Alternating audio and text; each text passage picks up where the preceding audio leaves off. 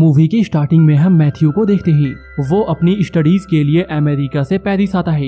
एक दिन मैथ्यू जब मूवी देखने जाता है तब वहाँ वो इसाबेल नाम की एक लड़की से मिलता है। मैथ्यू को देखकर इसाबेल उससे कहती है, मैंने तुम्हें पहले भी देखा है, तुम अक्सर यहाँ मूवी देखने अकेले ही आते हो। ये सुनकर वो इसाबेल से कहता है, मुझे अमेरिका से यहाँ पे आए हुए कुछ ही दिन हुए हैं और मेरा कोई दोस्त नहीं है, इसलिए मैं अकेले ही आता हूँ। ये सुनकर इसाबेल मैथ्यू को अपने भाई थियो से मिलाती है। ये तीनों वहीं पे बैठकर बातें करने लगते हैं, लेकिन तभी वहाँ पे लड़ाई हो जाती है और पुलिस वहाँ पे आके लाठी चार्ज करना शुरू कर देती है। ये तीनों वहाँ से बचकर भाग जाते हैं। मैथ्यू इन दोनों से मिलकर बहुत खुश था क्योंकि अब उसे नए दोस्त मिल गए थे। घर आने के बाद मैथ्यू अपनी माँ को एक लेटर लिखता है, लेकिन जब से वो इसाबेल से मिला है तब से वो केवल उसी के बारे में सोच रहा था। नेक्स्ट मॉर्निंग मैथ्यू को थियो का कॉल आता है। थियो उसे डिनर के लिए अपने घर पे इनवाइट करता है। फिर रात में मैथ्यू थियो के घर पे पहुंच जाता है। यहाँ इसाबेल उसे अपने पेरेंट्स से मिलवाती है। डिनर के टाइम पे इसाबेल के डैड मैथ्यू से कई सारी बातें करते हैं, लेकिन मैथ्यू का सारा ध्यान इसाबेल पे होता है। डिनर के बाद इसाबेल की मॉम मैथ्यू को यहीं पे रुकने के लिए कहती है। नेक्स्ट मॉर्निंग इसाबेल के पेरेंट्स को किसी काम से बाहर जाना होता है, लेकिन जाने से पहले वो घर पे एक चेक छोड़ देते हैं ताकि वो लोग यहाँ पे आराम से एंजॉय कर सके। उनके जाने के बाद मैथ्यू उन दोनों से कहता है, मुझे अब अपने घर जाना चाहिए, लेकिन वो दोनों मैथ्यू को जाने नहीं देते। इसके बाद इसाबेल मैथ्यू को एक किस करती है, साथ ही वो अपने भाई थियो को भी किस करती है और फिर यहाँ से उठकर चली जाती है। ये देखकर मैथ्यू को काफी अजीब लगता है। इसके बाद थियो मैथ्यू को अपना रूम दिखाने ले जाता है। फिर रात में मैथ्यू टॉयलेट से जब अपने रूम आ रहा था तब वो इसाबेल और थियो को देखता है। उन दोनों को देखकर मैथ्यू के होश उड़ जाते हैं क्योंकि दोनों बेड पर बिना कपड़ों के सोए हुए थे। उन दोनों को ऐसे देखकर मैथ्यू की आंखें फटी की फटी रह जाती हैं क्योंकि थियो और इसाबेल भाई बहन होते हैं। साथ ही वो इसाबेल से प्यार भी करने लगा था, लेकिन उन दोनों को ऐसे देखकर मैथ्यू को शौक लगता है और वो चुपचाप जाकर अपने कमरे में सो जाता है। नेक्स्ट मॉर्निंग इसाबेल मैथ्यू को उठाने के लिए आती है। यहाँ पे वो उसके ऊपर आकर उसे किस करने लगती है।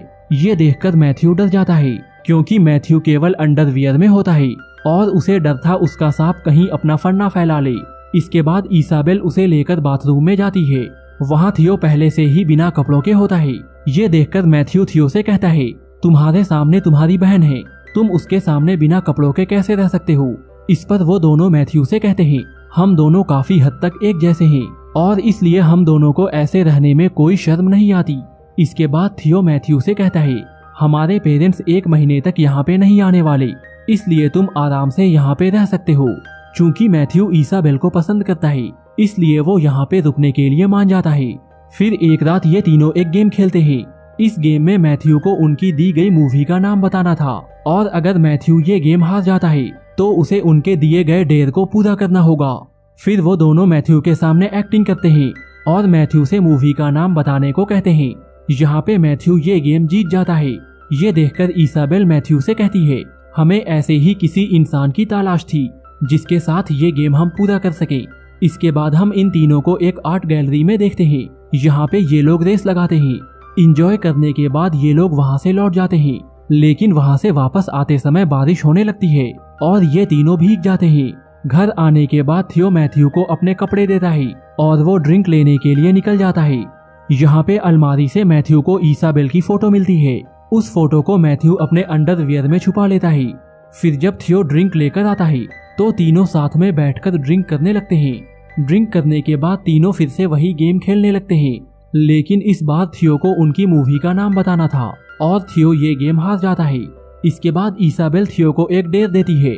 इस डेयर में थियो को एक फोटो देखकर अपने हथियार को हिलाना था। थियो बिना किसी शर्म के उन दोनों के सामने अपने हथियार को निकाल लेता है और फोटो देखकर उसे हिलाने लगता है। इसाबेल के लिए ये सब तो नॉर्मल था, लेकिन ये देखकर मैथ्यू की फट जाती है। नेक्स्ट डे मैथ्यू थियो से कहता है, मेरी भी बहनें हैं, लेकिन उनके सामने मैंने ऐसा काम कभी नहीं किया है। पता नहीं तुम दोनों एक दूसरे के सामने ये सब कैसे कर लेते हो। ये सुनकर थियो मैथ्यू से कहता है, हम दोनों जुड़वा हैं। जब हम पैदा हुए तो हम दोनों आपस में जुड़े हुए थे। हमारा शरीर अलग है लेकिन हमारा दिमाग एक है और हम एक दूसरे के बिना जिंदा नहीं रह सकते। ये सुनकर थियो को काफी हैरानी होती है। इसके बाद एक दिन ये तीनों फिर से वही गेम खेलने लगते हैं। इसमें एक को मूवी का डायलॉग बोलना था और दूसरे को उसका नाम बताना था, और अगर वो मूवी का नाम नहीं बता पाया तो उसे भी एक डेयर दिया जाएगा। यहाँ पे पहले थियो एक एक्टिंग करता है, लेकिन ये दोनों उस मूवी का नाम नहीं बता पाते, जिसके बाद थियो उन दोनों को एक डेयर देता है। यहाँ पे वो इसाबेल को मैथ्यू के साथ घपाघप करने के लिए कहता है। डेयर के अनुसार इसाबेल अपने कपड़े उतारने लगती है, लेकिन यहाँ पे मैथ्यू की फटके 4 हो गई थी और वो अपनी इज्जत बचाते हुए बाथरूम में भाग जाता है। फिर जब मैथ्यू बाथरूम से बाहर आता है तब थियो उसे पकड़ लेता है।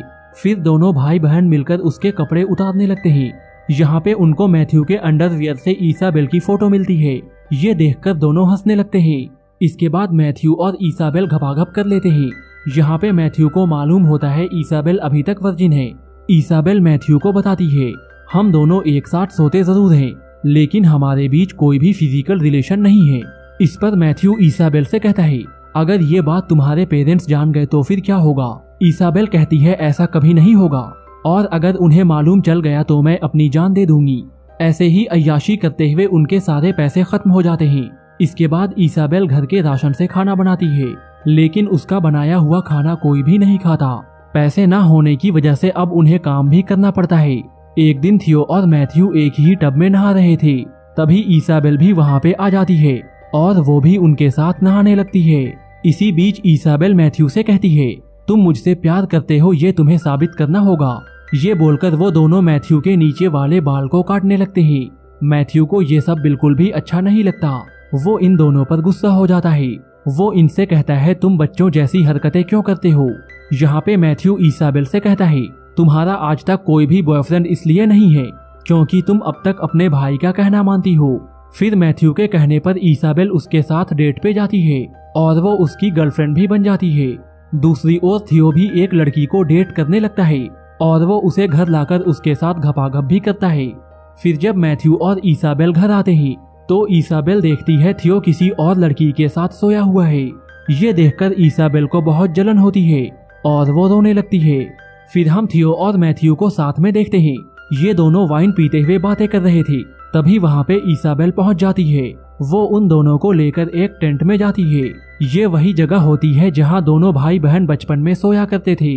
फिर ये तीनों वहाँ पे बिना कपड़ों के ही सो जाते हैं। नेक्स्ट मॉर्निंग उनके पेरेंट्स घर पे पहुँच जाते हैं और वो उन तीनों को बिना कपड़ों के देख लेते हैं। ये देखकर उनकी आंखें फटी की फटी रह जाती है, लेकिन वो उन तीनों को नहीं उठाते और उनके लिए चेक छोड़कर वहाँ से चले जाते हैं। फिर जब इसाबेल सोकर उठती है तो उसे वहाँ पे चेक मिलता है। चेक देखकर वो सब कुछ समझ जाती है। वो समझ जाती है उसके पेरेंट्स सब कुछ जान गए हैं। इसके बाद वो अपनी जान देने का फैसला करती है और गैस पाइप लेकर सो जाती है। लेकिन उस जगह पे रिवॉल्यूशन चल रहा था और इस वजह से एक पत्थर खिड़की तोड़ते हुए घर के अंदर आ जाता है। पत्थर की आवाज सुनकर ये दोनों भी जाग जाते हैं। इसके बाद ये तीनों भी रिवॉल्यूशन में शामिल हो जाते हैं। यहाँ पे थियो सबसे आगे पहुँच जाता है और पुलिस वालों पर पत्थर फेंकना शुरू कर देता है। यहाँ पे मैथ्यू थियो को काफी समझाता है, लेकिन थियो मैथ्यू की बातों को इग्नोर कर देता है। इसाबेल भी थियो का साथ देने लगती है और दोनों भाई बहन वहाँ से चले जाते हैं। क्योंकि मैथ्यू उन दोनों का साथ नहीं दे सकता, इसलिए वो वहाँ से लौट जाता है। इसके बाद पुलिस सब पे लाठी चलाना शुरू कर देती है, जिसकी वजह से वहाँ पे भगदड़ मच जाती है और यहीं ये मूवी खत्म हो जाती है।